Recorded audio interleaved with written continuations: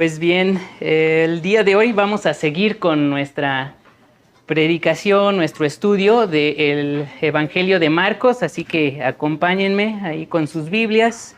Nos encontramos en el capítulo 5, ya lo estamos terminando el día de hoy, así que estudiaremos los versículos que van del 35 al 43. Evangelio de Marcos, capítulo 5, versículos 35 al 43. Y esta porción es la segunda parte de la predicación anterior, porque recordemos que llamaron a Jesús para visitar la casa de el presidente de la sinagoga, llamado Jairo. Fue por Jesús y le solicitó que le acompañara porque su hijita estaba muy enferma. Jesús, sin dudarlo, acude con él, van de camino a su casa y en ese camino se encuentra con otra mujer que lo toca, apenas alcanza a tocar su manto y Jesús siente que libera poder, se voltea, pregunta quién fue y resulta que fue esta mujer que había estado luchando toda su vida, por lo menos 12 años de su vida, nos dice el texto, con una enfermedad de flujo de sangre constante. Pero al tocar el manto de Jesús, por la fe depositada en Cristo, esta mujer es sanada. Y eso fue lo que vimos en los versículos anteriores. Y quedaba pendiente entonces qué era lo que iba a ocurrir con la hija de Jairo, este hombre que tenía una muy buena posición social, era el presidente de la sinagoga, tenía honor, tenía respeto, tenía admiración, era líder en su comunidad y había buscado seguramente como padre por todas las formas posibles tener salud para su hija.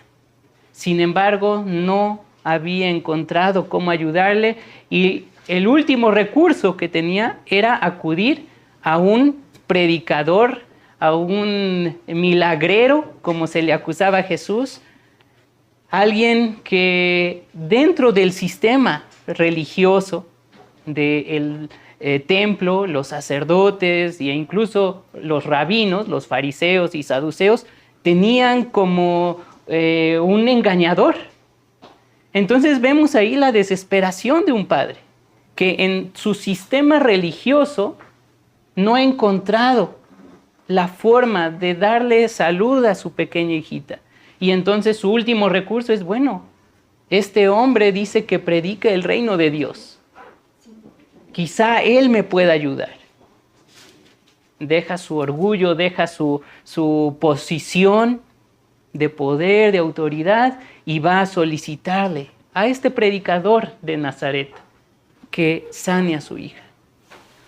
Entonces, esto es lo que nos vamos a encontrar en estos versículos del Evangelio de Marcos 5, 35 al 43, y le voy a dar lectura al relato para que vayamos viendo la imagen, que lo podamos poner en nuestra mente, imaginemos la escena y posteriormente vamos a la enseñanza. Mientras Jesús aún estaba hablando, vienen de parte del presidente de la sinagoga y le dicen, tu hijita murió. ¿Para qué molestas más al maestro? Pero Jesús, escuchando lo que les decían, se dirige hacia el presidente de la sinagoga y le dice, no temas, solo cree. Y no permitió que nadie le siguiera, sino solamente Pedro, Jacobo y Juan, hermano de Jacobo. Y va a la casa del presidente de la sinagoga y observa un gran alboroto, llantos y lamentos. Y al entrar les dice, ¿por qué están conmocionados y llorando? La niña no murió, sino que duerme. Y se burlaban de él. Pero echando a todos fuera de la habitación, tomó al padre de la niña y a su madre y a los que estaban con él y entran a donde estaba la niña. Y tomando la mano de la niña, le dice, Talita cum, lo que es traducido, muchacha, a ti te digo, levántate.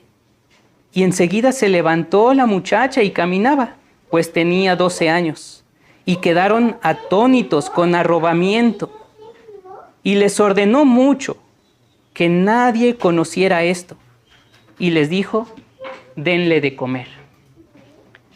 Dios Padre, te alabamos y te bendecimos en esta hora, agradeciéndote por la oportunidad que nos das de reunirnos en tu nombre para estudiar tu palabra. Señor, te agradecemos por tu evangelio que nos permite conocerte mejor. Te pedimos que en esta mañana podamos tener un corazón sensible, un corazón dispuesto a escuchar tu palabra y a ponerla por obra. Nos ponemos en tus manos y te pedimos por cada uno de los miembros de esta comunidad, por sus familias y también por aquellos que no pudieron acompañarnos el día de hoy y quienes se encuentran en sus casas. Bendícelos y guárdalos y que esta palabra, Señor, sea de bendición para cada uno de nosotros. En el nombre de Cristo Jesús y por tu Espíritu Santo. Amén. Jesús estaba sanando allí a una mujer que tenía flujo de sangre. Se efectuó el milagro, le dice al final del versículo 34, ve en paz y sé sana de este tormento.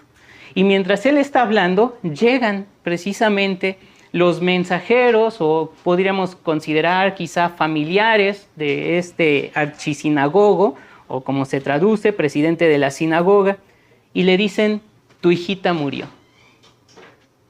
Así.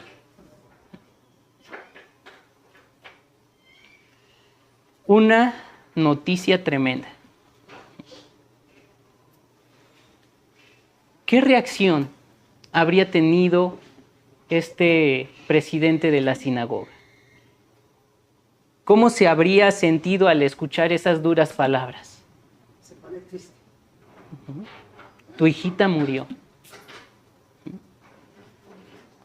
Había salido de su hogar, había dejado a la niñita ahí en su lecho de muerte, buscando la última oportunidad que tenía para sanarle. Y de regreso hacia su casa, con quien pensaba que ya tenía la solución, llegan y le dicen, tu hijita murió.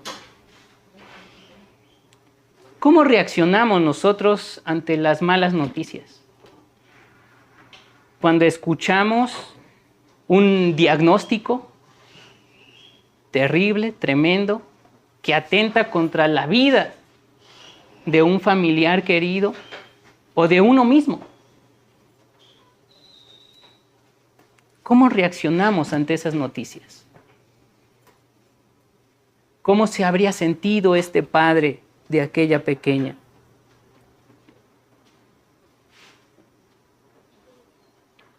Pero Jesús le dice, no temas, sino cree. Jesús escuchó lo que le decían. Pero la palabra de Jesús está por encima de lo que los médicos, los malos diagnósticos puedan decir. La palabra de Jesús es con autoridad. Y le dice a este hombre, no temas, solo cree. Solo cree. Jairo ya se había acercado a Jesús. Ya había ido por él.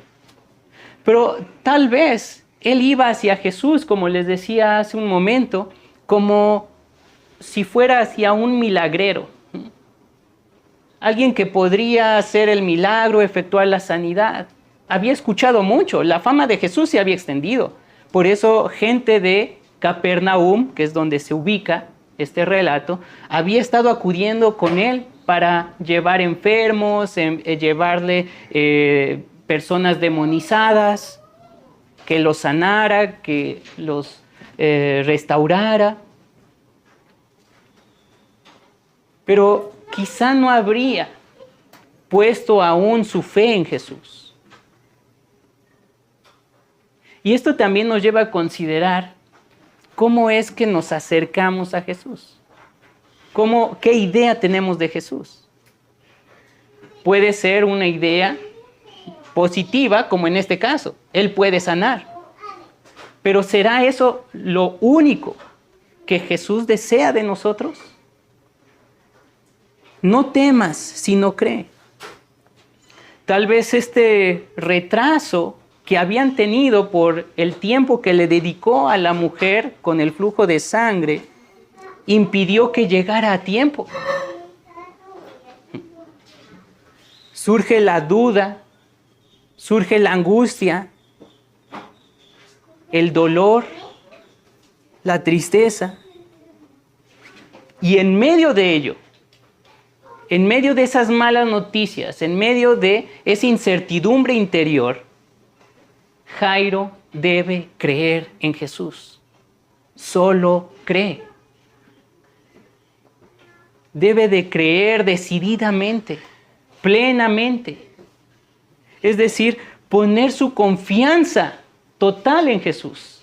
Entregar su vida a Jesús.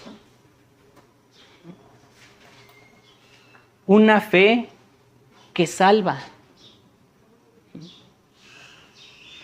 Tanto su vida como la vida de su hija. Salvación de Dios en Jesucristo. Solo cree. Solo cree. Y el relato nos dice que entonces Jesús toma consigo únicamente a 3 de sus discípulos, a Pedro, Jacobo y Juan. Eran los discípulos que más cercanía tenían con Jesús, de los 12 que había elegido y de todos aquellos otros discípulos que le seguían, estos 3 siempre estaban con Jesús. Y Jesús les lleva consigo para que también experimenten el milagro, que también su fe se afirme. Cuando nosotros como comunidad contemplamos lo que Jesús hace en la vida de nuestros hermanos y nuestras hermanas, nuestra fe se afirma, se robustece. Por eso también es importante los tiempos de testimonio, porque vemos claramente cómo Dios obra en la vida de nuestros hermanos y hermanas. Y Jesús lleva entonces aquí a sus discípulos para que contemplen esto, que por cierto son las columnas de la iglesia. Pedro, Jacobo y Juan serán los siguientes en dirigir a la iglesia, a la comunidad de creyentes. Jesús quiere que ellos también experimenten ese milagro, que su fe se afirme. Y entonces llegan a la casa finalmente de Jairo. Y dice el versículo 38 que observó un gran alboroto. Gente llorando y lamentándose. Muy probablemente estarían allí los familiares, los vecinos, siendo una comunidad muy cercana, estarían allí presentes. Pero era común también en aquellos tiempos, como lo hacía o sucedía también en México y todavía en algunos lugares, contar con plañideras, que eran mujeres que se contrataban para llorar al difunto, para que expresaran el dolor, el sentir de todos allí. Lloraban de manera profesional. Se lamentaban, gritaban. Y Jesús escucha, entrando a la casa, todos esos lamentos, todos esos llantos, esos alaridos. ¿Han estado en un sepelio? A veces es tremendo, ¿no? Se conmueve uno por el llanto de la gente. Y Jesús les pregunta, ¿por qué están conmocionados? ¿Por qué están llorando? Y les dice, la niña no murió, sino que duerme.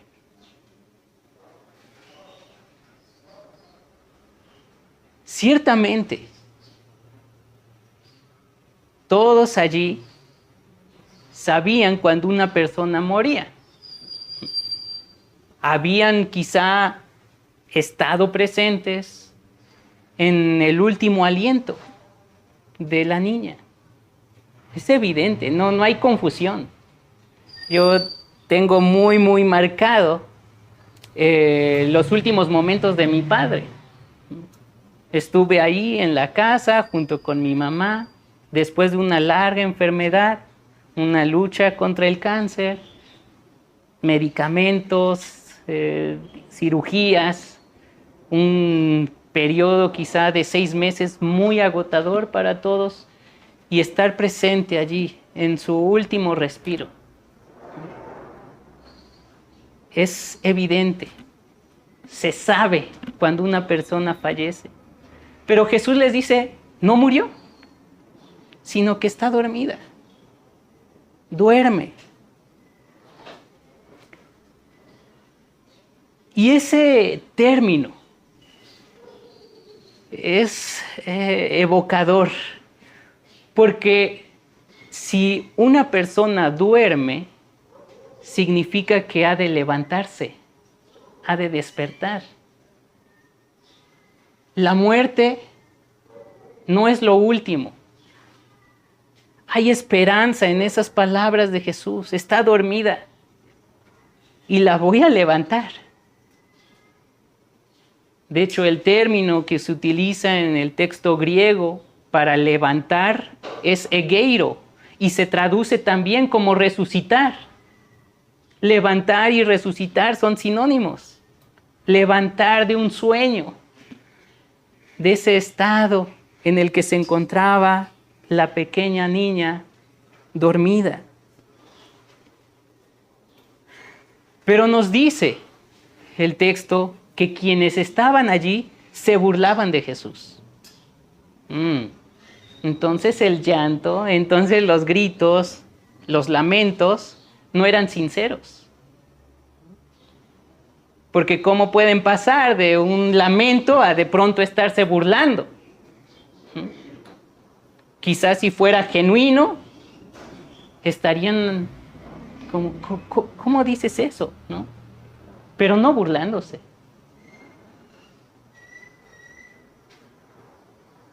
Se burlaban de Jesús.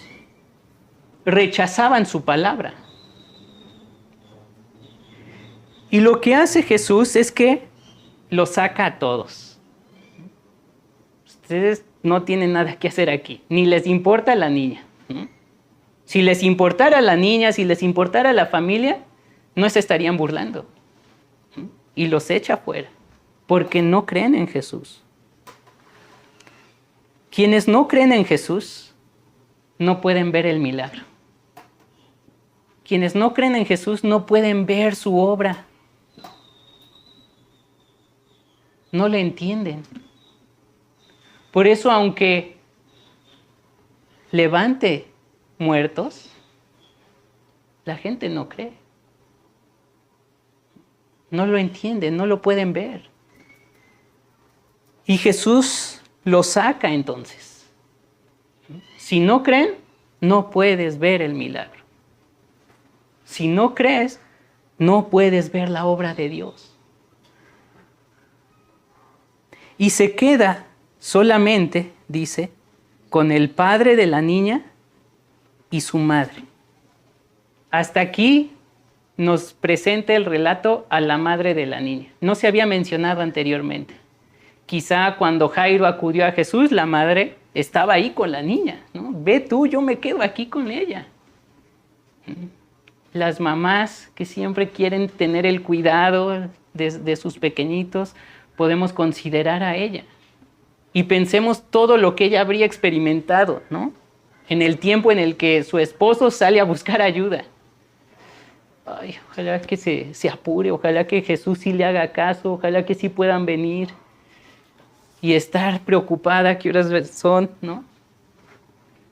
Ya llegará, ¿por qué no viene? No estaba tan lejos. Y de pronto ver morir a la hija. Y llega después Jairo con Jesús. ¿Qué reacción habría tenido? Muy probablemente es tarde. Se tardaron. Pero Jesús está en control absoluto de la situación.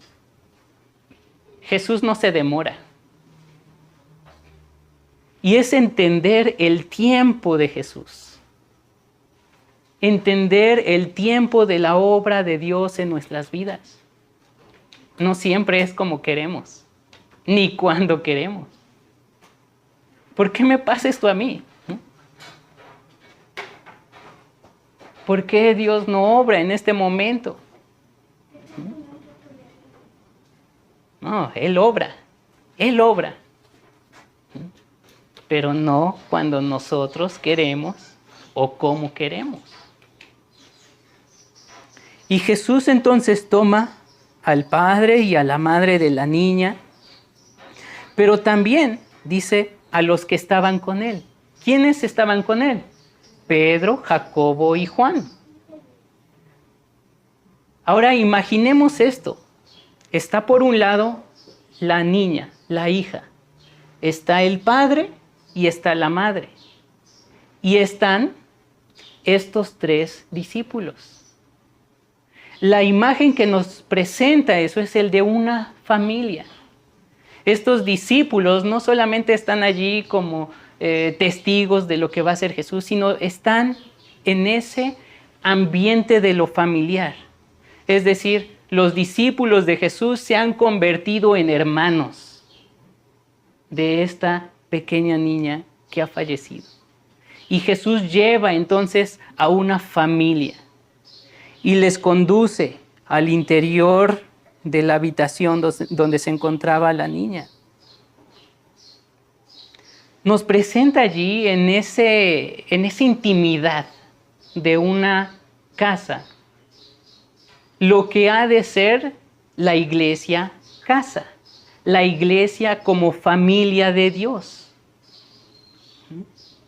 Un lugar ahí donde está la niña, que de acuerdo a la ley y a la religiosidad judía, se encontraba contaminada. ¿Por qué? Porque todo lugar donde estuviera un cadáver se volvía impuro. Y tenemos nuevamente aquí esa noción de pureza e impureza. Era parte de la perspectiva judía, de la realidad, de entender el mundo. Ese lugar se había convertido en un lugar impuro. Se había contaminado. Pero Jesús introduce allí al Padre, a la Madre y a sus discípulos. Y Él mismo se acerca a la niña. Con ello nos muestra que la comunidad de Jesús supera nuevamente ese sistema de pureza e impureza. Eso ha quedado atrás. Con la comunidad, con la comunión familiar. Ese sistema es superado.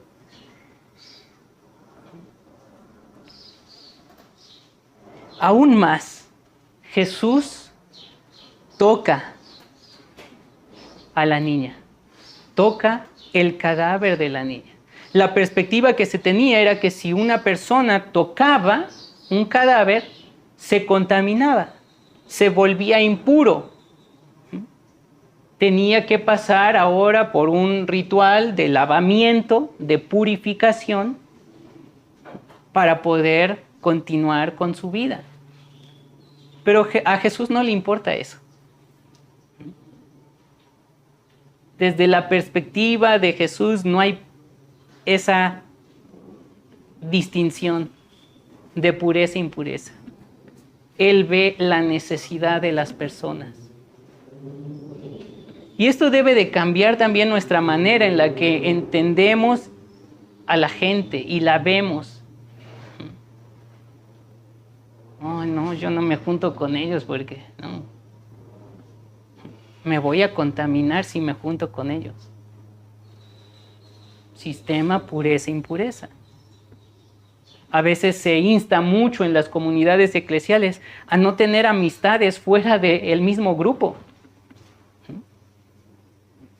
Y no dejan, por ejemplo, a los niños, a los jóvenes, tener amistades en las escuelas, ¿no? O más grandes en el trabajo, ¿no? Yo no me junto con nadie, ¿no?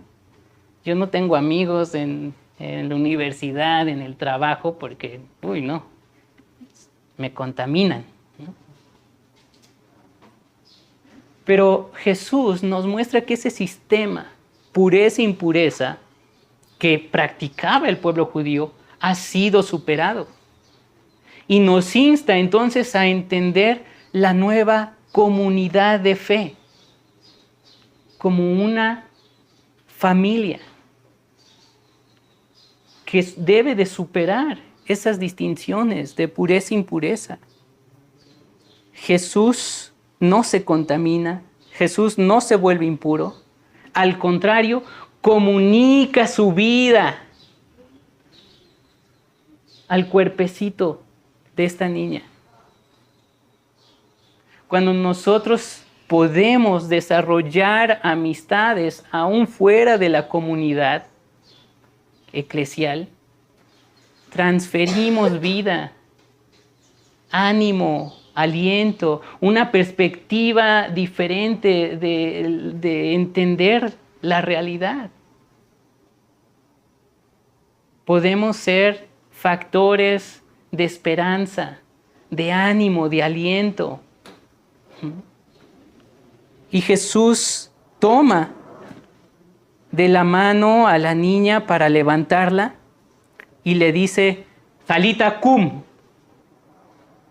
Utiliza allí Marcos unos términos en arameo. Y recordemos que está escribiendo su texto a una comunidad principalmente conformada por pagano-cristianos, paganos convertidos al cristianismo que se encuentran en Roma. Y por eso hace la labor de traducción, que traducido es, muchacha, levántate, Talita cum.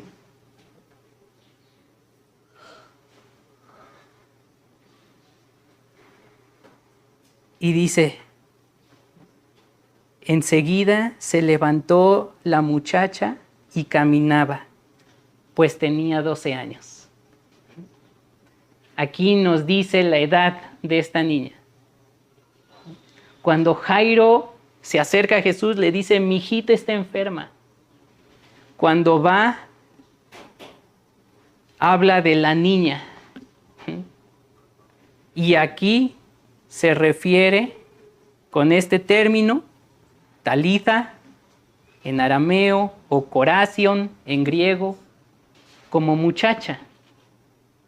Y es interesante también ese cambio de términos. Hijita, niña, muchacha. 12 años. ¿Qué pasa a los 12 años en la vida de una niña? Es un periodo de transición, precisamente para convertirse en mujer. Y aquí encontramos que esta niña tiene 12 años, al igual que los 12 años de enfermedad de la mujer que padecía de flujo de sangre. Estas dos mujeres están unidas por esos 12 años, por ese número 12 simbólico. La mujer, 12 años de enfermedad, y es sanada por Jesús. Y esta niña que llega a los 12 años y que no puede ser mujer, no llega a ser mujer. En ambos casos, la condición de mujer es lo que se aborda aquí. Ambas no pueden vivir plenamente como mujeres. Pero Jesús cambia eso. Jesús le dio la sanidad a la mujer con la enfermedad del flujo de sangre que por 12 años había tenido. Y le dice, vete en paz. Shalom, armonía, comunión plena. Vive tu vida plenamente como mujer. Y esta niña, que está precisamente en esa transición, recibe la sanidad de parte de Jesús para poder ser mujer plena.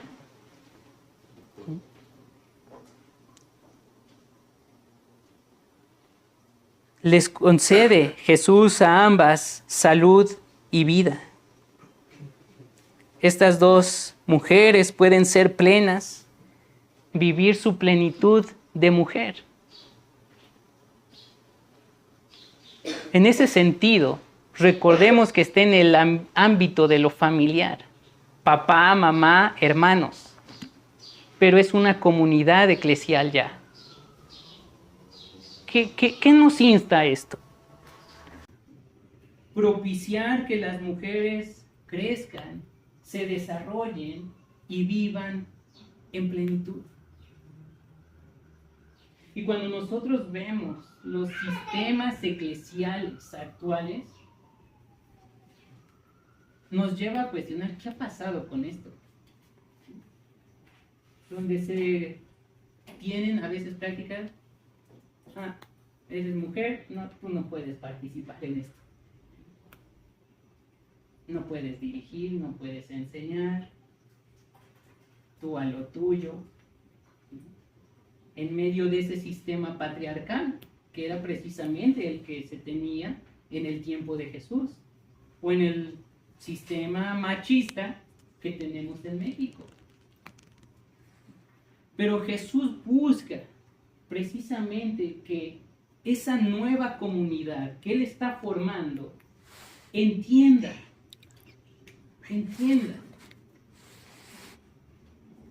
que hay espacio para que la mujer se desarrolle plenamente allí. Y que la iglesia, papá, mamá, hermanos, deben de alentar, deben de cuidar, deben de proteger a las niñas, a las mujeres, para que vivan en plenitud. Dice que se levantó de inmediato y caminaba, pues tenía 12 años, y todos quedaron atónitos, con gran arrobamiento o con gran éxtasis. Presenciaron el milagro de Jesús. Y esto es propiciado por la fe de Jairo. No temas, solo cree. Solo cree. Y Jesús les ordena, dice, les ordenó mucho a que nadie conociera esto.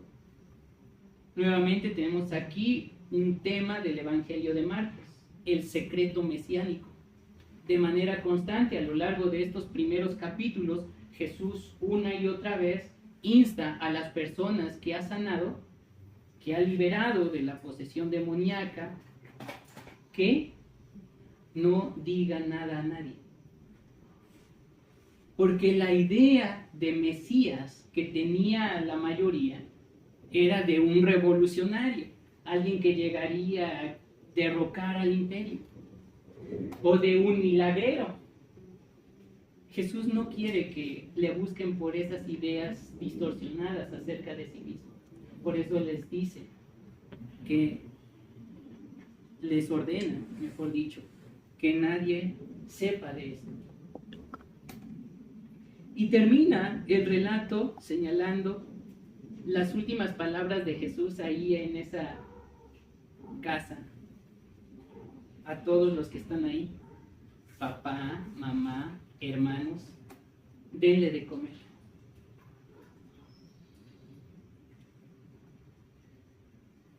Nuevamente, con estas palabras vemos la relación entre sanidad y salvación.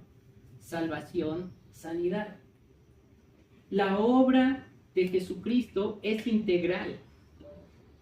No solamente busca la salvación espiritual de las personas, sino de todo nuestro ser.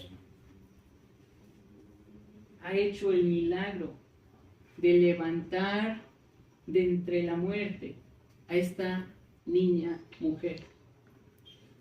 Y les insta a quienes están allí, nuevamente, una familia, una comunidad eclesial, a que le dé de comer.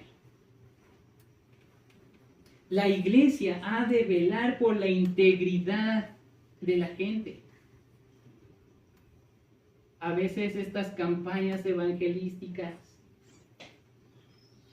que suele haber muchas, se conforman con, ya levantaron la mano, ya pasaron al altar, hicieron la oración del pecador, listo, terminamos nuestro trabajo. ¿Es eso el Evangelio de Jesucristo, conforme lo que hemos visto en su palabra? Jesucristo cuida de las personas, vela por ellas, por todas sus necesidades. Denle de comer, obra integralmente, denle de comer. Un comentarista, Javier Picasa, considera que quizá la enfermedad que había llevado a la niña a la muerte era la anorexia. ¿Cuántos problemas de ese tipo de situación de salud tenemos en las comunidades eclesiales? Anorexia, bulimia. Y tenemos aquí una hija de un presidente de la sinagoga.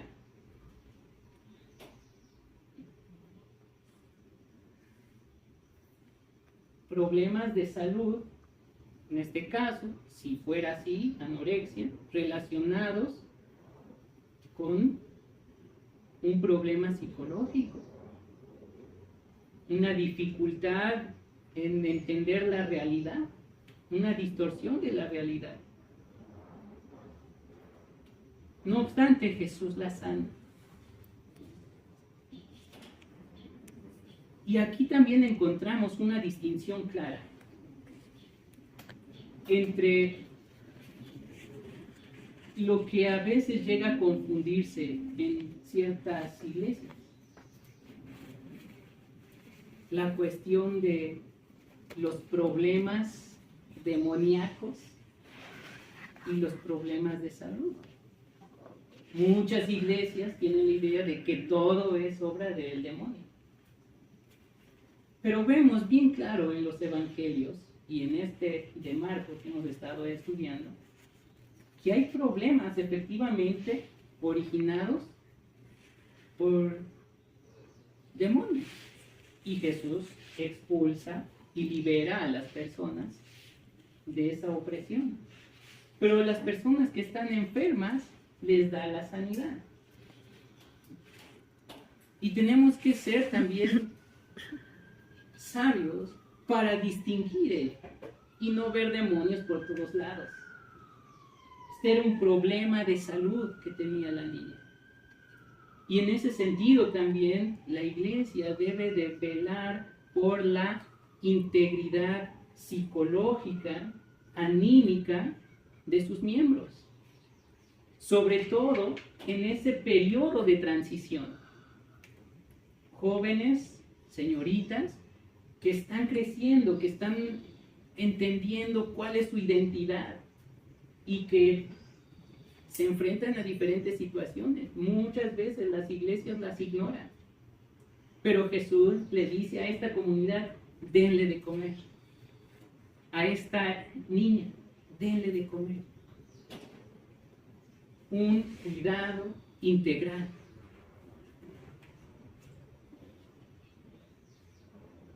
En síntesis, en este pasaje encontramos que a veces hay enfermedades que son para la salvación de toda la familia.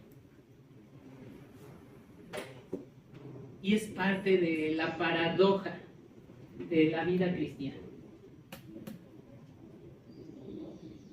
Ciertamente, a lo largo de nuestra vida podremos escuchar en algún momento una mala noticia, como la que recibió Jairo.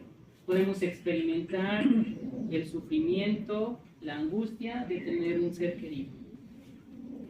Pero Jesús nos insta, así como lo hizo con Jairo: solo cree. No temas, solo cree. Solo cree. Oremos. Dios Padre, te alabamos, te bendecimos y te damos las gracias, Señor, por tu palabra. Gracias porque podemos encontrar en ella estas palabras de aliento. Solamente tú tienes palabras de vida. Y te agradecemos porque aún en medio de nuestras circunstancias de enfermedad, de angustia, de desesperación, tú estás con nosotros. Tú no llegas tarde. Todo está en tus manos. Y Señor, en ti nos ponemos, nos encomendamos a tu soberanía, sabiendo que tú te interesas por todo nuestro ser. No solamente por el alma, el espíritu, sino por nuestra vida pensante, nuestras inquietudes, nuestro ánimo, nuestro cuerpo. Te alabamos y te bendecimos, Señor, porque estamos en tus manos. Y te pedimos que cada uno de nosotros podamos tener siempre presente esas palabras que tú le diste a Jairo. No temas, solo cree. Y que como comunidad podamos, Señor, obrar de la misma manera con nuestros hermanos y hermanas que te necesitan. Velar por su integridad. En una sociedad que se lamenta, que tiene distorsiones incluso de lo que es ser hombre, ser mujer, que podamos ofrecer un espacio propicio para el desarrollo de nuestras niñas, jóvenes, mujeres, que puedan vivir su ser mujer en plenitud. En el nombre de Jesucristo y por tu Espíritu Santo. Amén.